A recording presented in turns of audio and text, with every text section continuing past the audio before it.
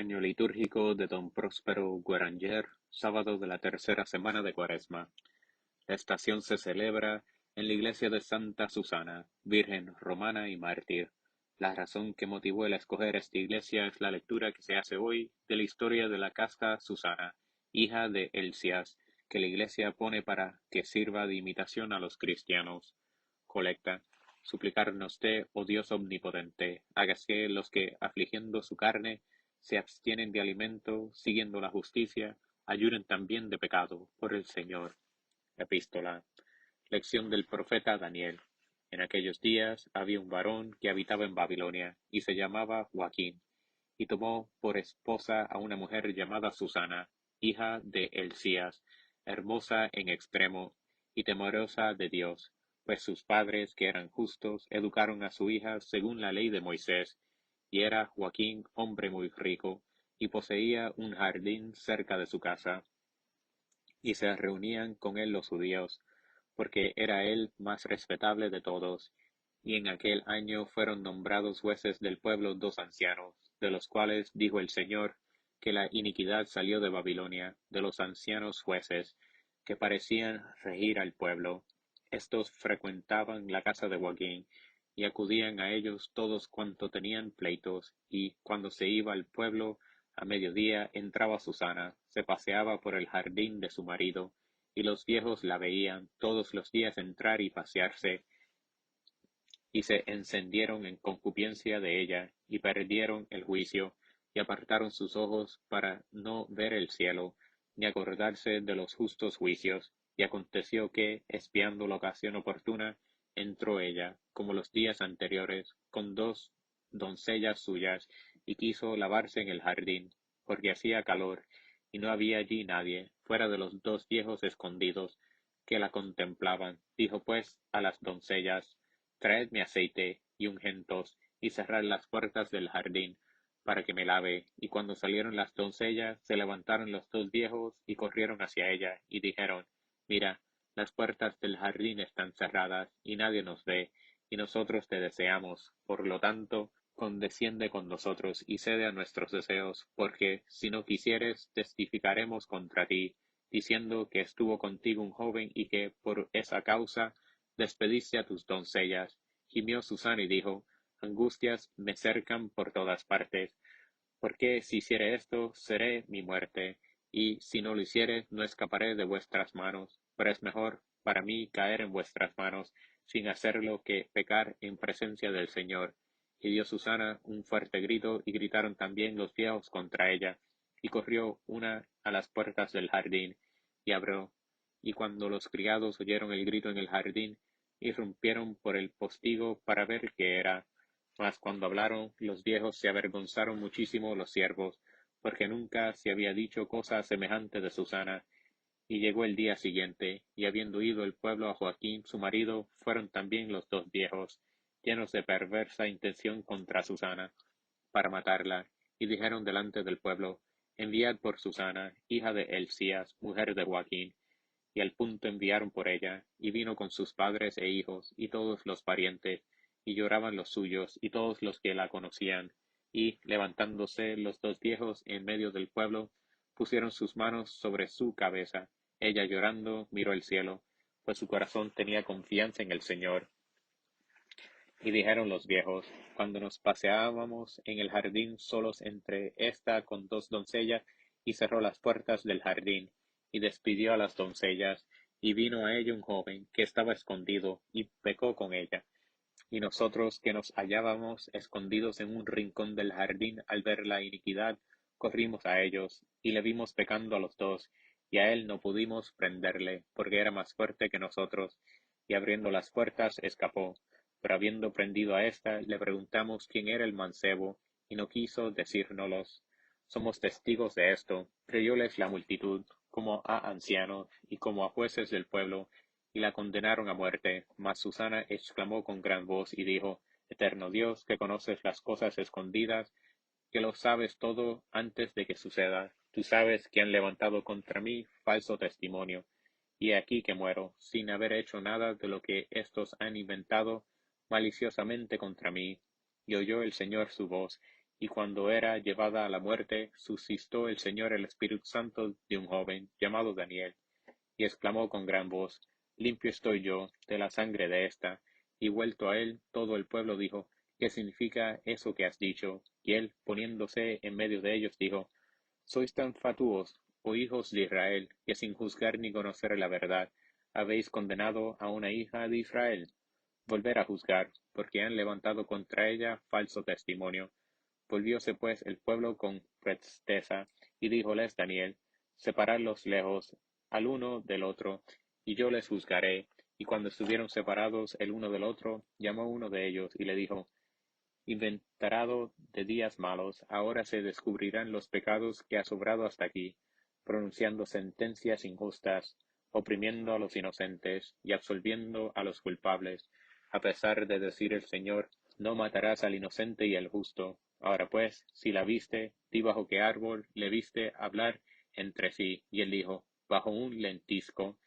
Y dijo Daniel: Bien, has mentido contra tu cabeza, porque he aquí que el ángel de Dios, por sentencia de él recibida, te rajará por medio. Y retirado él, mandó venir al otro, y le dijo: Raza de Canaán, y no de Judá, la belleza te engañó, y la concupiscencia pervirtió tu corazón. Así hacías con las hijas de Israel, y ellas os hablaban con temor, pero la hija de Judá no sufrió vuestra iniquidad. Ahora pues, dime, ¿bajo qué árbol le sorprendiste hablando entre sí? Él dijo: Bajo una encina. Y díjole Daniel: Bien, has mentido tú también contra tu cabeza. El ángel del Señor permanece con la espada desenvainada para que te parta por medio, y os mate. Exclamó pues toda la muchedumbre con gran voz, y bendijeron a Dios, el cual salva a los que esperan en él. Y se levantaron contra los dos viejos, porque los había convencido Daniel por su propia boca, de haber dicho falso testimonio, e hicieron con ellos el mal que ellos habían tramado contra el prójimo, y los mataron, y se salvó aquel día la sangre inocente. La virtud recompensada. Ayer participamos de la alegría de los catecúmenos, a quienes la Iglesia reveló claramente esta fuente pura y vivificadora que emana del Salvador, y en cuyas aguas va muy pronto a beber una nueva vida. Hoy la enseñanza es para los penitentes, cuya reconciliación está muy próxima. Pero, ¿cómo pueden esperar aún el perdón aquellos que han manchado la vestidura blanca de su bautismo y despreciado la sangre divina que les había rescatado? No importa, obtendrán el perdón y se salvarán. Si queréis comprender ese misterio, tenéis que leer y meditar antes las Sagradas Escrituras.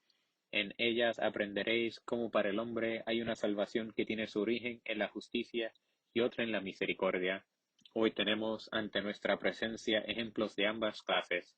Susana, acusada injustamente de adulterio, recibe de Dios, que la hace justicia y la libra, la recompensa de su virtud. En cambio, otra mujer verdaderamente culpable de este crimen, Jesucristo mismo la libra de la muerte. Los justos esperen con confianza y humildad la recompensa que han merecido, y los pecadores esperan también en la bondad del Redentor, que vino al mundo para ellos más bien que para los justos. Por eso la Iglesia reanima a sus penitentes y los llama para que se conviertan, mostrándoles las riquezas del corazón de Jesús y la misericordia de la nueva ley que este divino Redentor vino a sellar con su sangre. La Iglesia fiel a Cristo. En esta admirable historia de Susana veían también los primeros cristianos la figura de la Iglesia de su tiempo, solicitada al mar por los paganos y permaneciendo fiel a su divino esposo hasta poner en peligro su vida. Un obispo mártir del siglo III, San Hipólito, nos da la clave de este símbolo primero, y las esculturas de los antiguos sarcófagos cristianos, así como las pinturas de las catacumbas romanas, están de acuerdo en representarnos la fidelidad de Susana a la ley de Dios, a pesar de su inminente muerte, como el modelo de los mártires, prefiriendo la muerte a la apostasía, que en el sentir de la Sagrada Escritura es verdadero adulterio del alma con Dios, de quien era esposa mediante el bautismo. Evangelio. Continuación del Santo Evangelio según San Juan. En aquel tiempo fue Jesús al monte de los Olivos, y luego por la mañana fue al templo, y todo el pueblo acudió a él. y sentándose les enseñaba. Y los escribas y fariseos le llevaron una mujer sorprendida en adulterio, y la colocaron en medio y le dijeron: Maestro, esta mujer acaba de ser sorprendida en adulterio. Ahora bien, Moisés nos ordenó en su ley que apedreáramos a estas tales. Pero tú, ¿qué dices? Y esto lo decían tentándole para poder acusarle. Mas Jesús, inclinándose hacia abajo con el dedo, escribía en la tierra. Pero como ellos continuasen preguntándole, se incorporó y les dijo: El que de vosotros esté sin pecado, que lance contra ella la primera piedra. E inclinándose de nuevo, escribía en la tierra. Al oírlo, salieron uno en pos de otro, comenzando por los más ancianos, y se quedó solo Jesús y la mujer que estaba en medio. Y levantándose Jesús le dijo: Mujer, ¿dónde están los que te acusaban? ¿Nadie te ha condenado? Dijo ella. Nadie, Señor. Y dijo Jesús: Tampoco yo te condenaré. Vete y no vuelvas a pecar más. El pecado perdonado. Ahora vamos a ver la salvación mediante la misericordia. El crimen de esta mujer es real. La ley la condena a muerte. Sus acusadores, al exigir el castigo, están en sus justos derechos, y a pesar de eso, la culpable no perecerá. Jesús la pone en libertad, y por este beneficio le impone una sola condición: que no peque más. Cuán agradecida debió ser con su libertador. Qué cuidado debió poner en adelante para seguir los mandatos de aquel que no la había querido condenar, y a quien debía la vida. Ya que también nosotros somos pecadores, penetrémonos bien de estos sentimientos, contemplando a nuestro Redentor. ¿Acaso no fue él quien contuvo el abrazo de la divina justicia, dispuesto a herirnos? No, fue él quien recibió en su mismo cuerpo los golpes. Salvados por su misericordia, unámonos a los penitentes de la primitiva Iglesia, y durante estos días que todavía nos quedan, pongamos fundamentos fuertes a nuestra nueva vida. Pecados de la lengua. Jesús solo responde una palabra a los fariseos, que han venido a tentarle con el pretexto de esta mujer.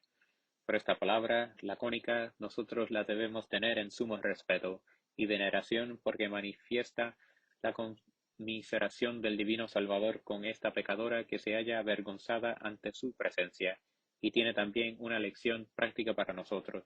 Quien entre vosotros esté sin pecado, que arroje contra ella la primera piedra.